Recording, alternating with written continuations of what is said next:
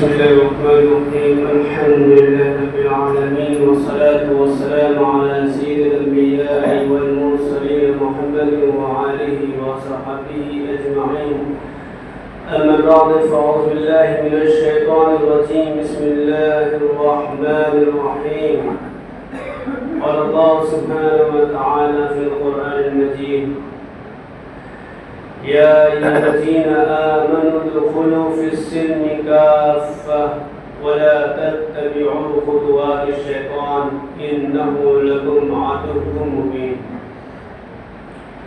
میرے محترم موجود دوستوں، یہ مہینہ چل رہا ہے، یہ ماہ ذی الحجہ کا مہینہ ہے، یعنی اسلامی سال کا آخری مہینہ ہے، اور اس مہینے میں اس چیز کو یا اس طریقے کو یاد کیا جاتا ہے جو طریقہ حضرت ابراہیم علیہ السلام سے مبعوث یا تو منسوخ کیا جاتا ہے، یعنی کہ حضرت ابراہیم علیہ السلام کا مکہ طرف ہجرت کرنا اور اس کے بعد واپس جانا، حضرت اسماعیل علیہ السلام کا رونا بھڑکنا، اور ان کی والدہ کا صفا مروہ میں چکر لگا کے جھاگ کے پہاڑی پہ چڑھ کے دیکھنا، آبادی کو دیکھنا، اور اس کے بعد اس چیز کا طواف کرنا. تو اللہ تعالیٰ نے ان سب چیزوں کو بڑا قبول کیا اور اتنا قبول کیا کہ اس کو حج کا ارکان بنا دیا،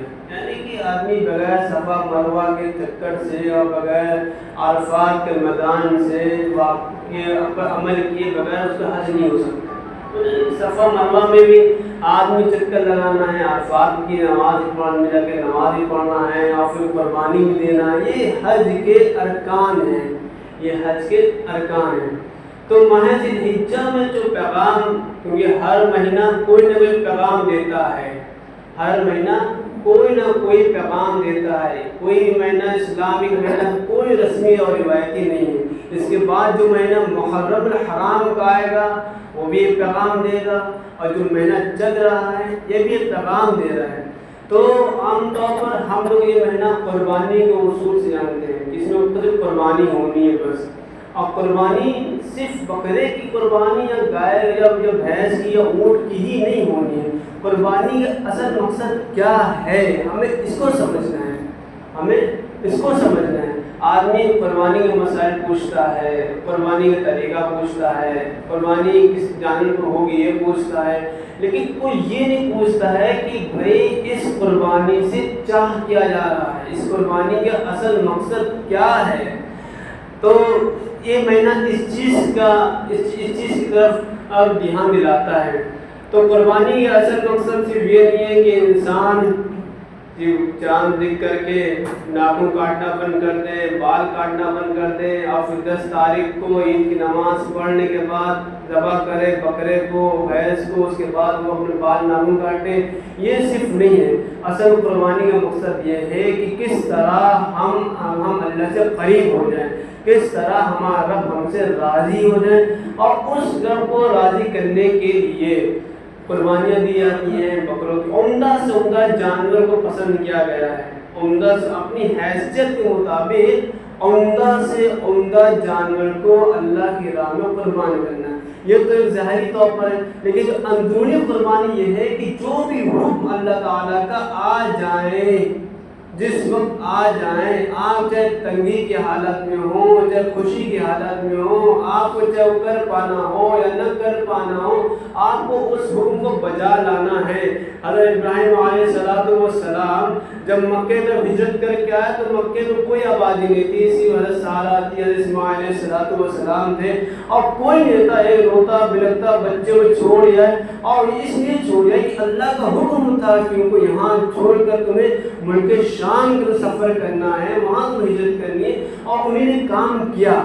ایک باپ جس نے بڑی امیدوں اور بڑی دعاؤں کے بعد اس کو اولاد نصیب ہوئی، وہ اپنی اولاد کو اس طرح پہاڑی پہ اور چٹیل میدان پہ چھوڑ کے چلا آیا جس میدان میں کھڑا ہونا دوبر ہو جائے، اور پھر جس میدان میں چلنا دوبر ہو جائے، اور سب گرمی اور سب تپش میں صرف چھوڑ کے اس لیے آ گیا ہے کہ ہمارے رب کا حکم ہو چکا ہے کہ ہمیں وہاں سے نکلنا ہے.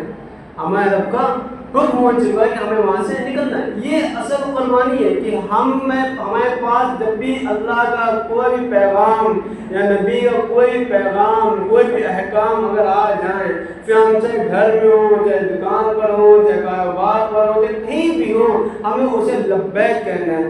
آج آدمی حج کرنے آتا تو کیا کرتا ہے؟ لبیک اللہم لبیک. یہ یعنی کلمات پڑھتا ہے، اس لیے پڑھتا ہے کہ اللہ میں حاضر ہوں، تیرے ہر حکم کو بجا لانے کے لیے میں کیا ہوں؟ حاضر ہوں. تو اس کا مطلب یہ نہیں کہ حج کا ارکان پورا کرنے کے لیے حاضر نہیں، ایسا نہیں ہے. حج کا ارکان صرف 10 دن کے لیے، مہینے بھر کا ہوتا ہے، لیکن اصل چیز کیا چاہا جا رہا ہے؟ اس سے اصل چیز اس سے یہی چاہی جا رہی ہے، تم چاہے حج میں ہو چاہے اس کے علاوہ میں ہو، باقی اور ایام میں ہو یا اور مہینوں میں ہو، جب بھی اللہ کی طرف سے تمہیں پر کوئی حکم آ جائیں، جب بھی اللہ کا کوئی بھی احکام تمہارے سامنے آ جائیں، تو جس طرح تم احرام باندھ کر کے ہر چیز چھوڑ کر کے تم اللہ کے گھر کی طرف صدا لگاتے جاتے ہو کہ لبیک اللہم لبیک، اسی طرح جب بھی کوئی بھی حکم اللہ کی طرف سے آ جائیں، تم جس حالت میں حکم میں کہنا ہے کہ لبیک اللہم لبیک. یہ چاہا جا رہا ہے. اس قربانی کے ماحول موسم سے اس ذی الحجہ کا پیغام یہی ہے کہ ہم ہر حال میں اللہ کے دین کے لیے اور اللہ کے دین کے لیے، اللہ کے احکام کے لیے اپنا قربان کرنے کے لیے تیار ہیں. پھر چاہے وہ مالی قربانی ہو یا جانی ہو یا وقتی ہو، ہمیں اس قربانی کو دینا پڑے گا. آج بھی یہ قربانی چلی جا رہی ہے اس دور میں. آج ہم جب پوری دنیا میں ایک ماحول دیکھ رہے ہیں کہ کس طرح پوری دنیا فتنوں کا شکار ہو چکی ہے.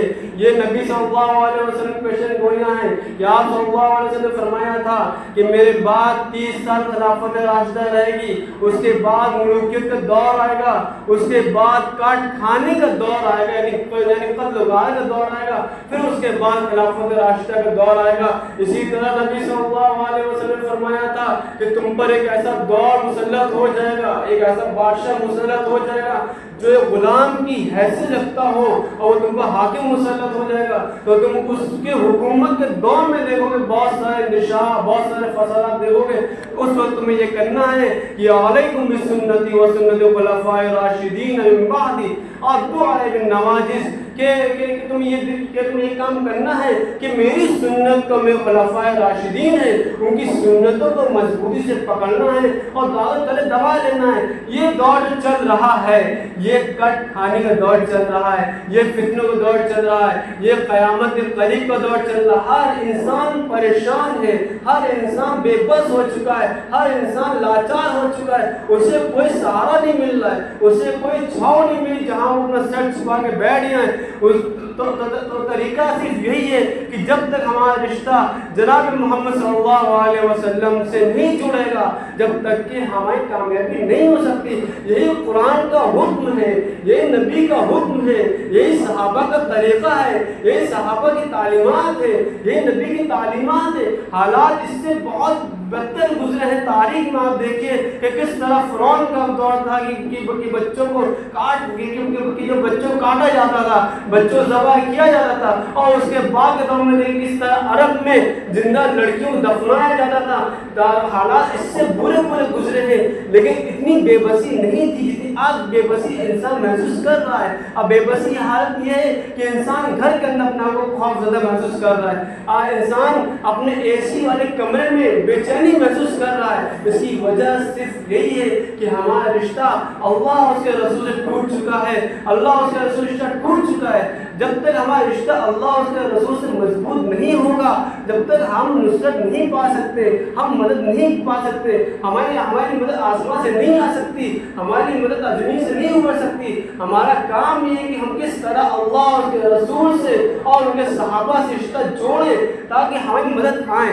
آج ہر انسان بے بس ہے، ہر انسان لاچارگی کا شکار ہو رہا ہے، بے چین ہر انسان، اور اسے کوئی راستہ نہیں مل رہا ہے. تو قرآن اسے راستہ دے رہا ہے، قرآن اسے پیغام دے رہا ہے کہ یا ایھا الذین آمنوا ادخلوا فی السلم کافہ ولا تتبعوا خطوات الشیطان انہ لکم عدو مبین. کہ اے ایمان والو پورے کے پورے اسلام میں داخل ہو جاؤ، آدھے ادھورے میں داخل ہو، پورے کے پورے اسلام میں داخل ہو جاؤ. ولا تتبعوا خطوات الشیطان، اور شیطان جو تمہیں اندر ہے باہر ہے اس کی ہرگز اتباع مت کرو. انہ لکم عدو مبین، मुबीन, वो तुम्हारा खुला हुआ दुश्मन है। और फिर उसके बाद अल्लाह ताला ने फरमाया कि अफतुमिनुना बिबाज़िल किताबि व तकफुरुना बिबाज़ फमा जज़ाउ मन यफ़अल ज़ालिका मिनकुम इल्ला ख़िज़्युन फ़िल हयातिद दुनिया व यौमिल क़ियामति युरद्दूना इला अशद्दिल अज़ाब।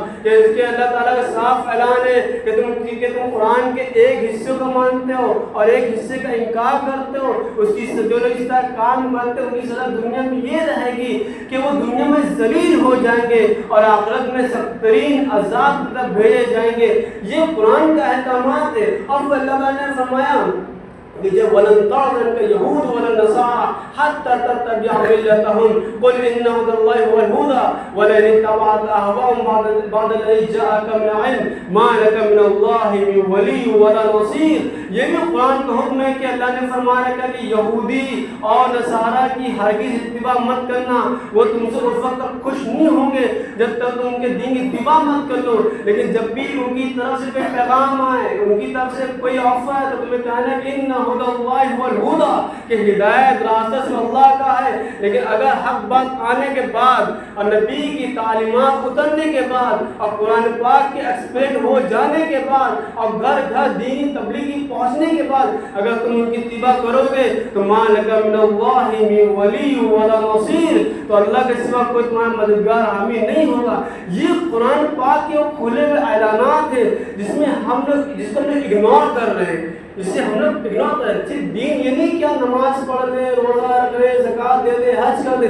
हमारी 24 घंटे की जो ज़िंदगी है वो दीन है। हमारी 24 घंटे की ज़िंदगी किस तरह गुजर रही है। आप सल्लल्लाहु अलैहि वसल्लम को अल्लाह ताला ने तमाम अहले ईमान के लिए आइडियल बनाया है। लक़द काना लकुम फ़ी रसूलिल्लाहि उस्वतुन हसनतुन लिमन काना यरजुल्लाह वल यौमिल आखिर, कि जिसको अल्लाह पर ईमान है, आखिरत पर ईमान है, उसे याद रखना चाहिए मोहम्मद सल्लल्लाहु अलैहि वसल्लम उसके लिए बेहतरीन कायद है, बेहतरीन लीडर है।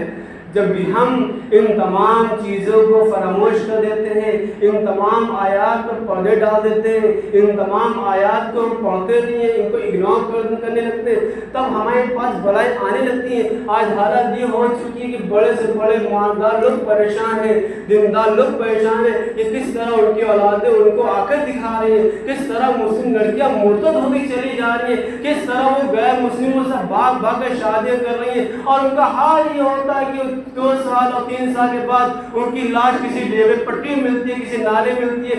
जो भी अल्लाह के निज़ाम की मुखालफत करेगा, जो भी अल्लाह के निज़ाम के खिलाफ आएगा, उसे दुनिया में ज़लील होना पड़ेगा। ये अल्लाह का निज़ाम है। अल्लाह ताला जिस तरह एक काफिर को ईमान की हालत में इज्जत देता है, उसी तरह एक अहले ईमान को जो ईमान ला चुका था उसके बाद जो कुफ्र इख्तियार किया या उसके बाद अल्लाह के दीन से बगावत की, तो उसकी कुछ शिकस्त अल्लाह दुनिया में दिखा देता है। आज आप देखें किस तरह सोशल मीडिया में हमारी माएँ, हमारी बहनें किस तरह गैरों से भाग भाग कर शादियाँ कर रही है, किस तरह गैरों से भाग भाग करके अपनी ख्वाहिशात पूरी कर रही है। और उसका खुलासा ये निकलता है कि उनकी लाश 1 साल के बाद, 2 महीने बाद, 3 महीने के बाद किसी रेलवे पटरी में मिलती है या किसी तालाब में मिलती है या किसी मैदान में मिलती है। और फिर जिसकी माँ बहनें मर जाती हैं वो हाय अफसोस करके रह जाता है। इसका नतीजा यही हुआ है कि हमने घरों में नबी सल्लल्लाहु अलैहि वसल्लम की तालीमात नहीं की। हम मस्जिद में आते हैं और इमाम साहब के सामने ऐसा खड़े हो जाते हैं कि हम यहाँ के बाबा तुर्रम खान है और उनके घर का हाल यह है कि उनके घर की औरतें बेपर्दा घूमा करती है। उनके घर का हाल है कि उनके घर की लड़कियाँ गैर मुस्लिमों से जा कर शादी कर रही है, दोस्तियाँ नचा रही है और गैर मुस्लिमों के साथ जा करके उन अधेड़ लड़कों के साथ जा करके हमारी मुस्लिम लड़कियाँ औरतें होटल में जाके खाना खाती हैं और पार्टी शार्टी करती हैं। ये उनका हाल है। काश कि हम लोगों ने इमाम के ऊपर उंगली उठाने से बेहतर था कि अगर हम अपने घर के हालात देख लेते तो ये रिपोर्टें ना आती। और रिपोर्टें कितनी आ रही, कितनी लाखों लड़कियां मुर्तद हो चुकी हैं, लेकिन कोई जू नहीं रोक रही, कोई जू नहीं लेकर रही है। इसका नतीजा यही है कि हमने दीन में अल्लाह के निज़ाम के साथ, नबी सल्लल्लाहु अलैहि वसल्लम की तालीमात के साथ खुली बगावत की। इसका तरीका यही है। वरना हालात तो इससे बुरे थे। हालात तो ऐसे थे कि सवालात की तादाद थी, उनको कोई नहीं हिला पाया। 1.25 लाख की तादाद में, जब पूरी दुनिया में से 1.25 लाख की तादाद में सहाबा थे जिनका ईमान था, मजबूत ईमान था, उनको पूरी दुनिया के कुफार और मुशरिकीन और यहूदी और ईसाई नहीं हिला सके। आज अरबों की तादाद में मुसलमान खड़े हुए हैं और उनको कोई होश नहीं आ रहा, उनकी लड़कियां जा रही, उनको कोई होश नहीं आ रहा है, उनके लड़के बेदीन होते चले, उनको कोई होश नहीं आ रहा है, और कुरान से उनकी दूरी होती चली जा रही, उलमा से उनकी दूरी होती चली जा रही, अकायद से उनकी दूरी होती चली जा रही। उनको कोई होश क्यों नहीं आ रहा है? होश इसलिए नहीं आ रहा है कि हमारा आखिरत पर से ईमान खत्म हो चुका है।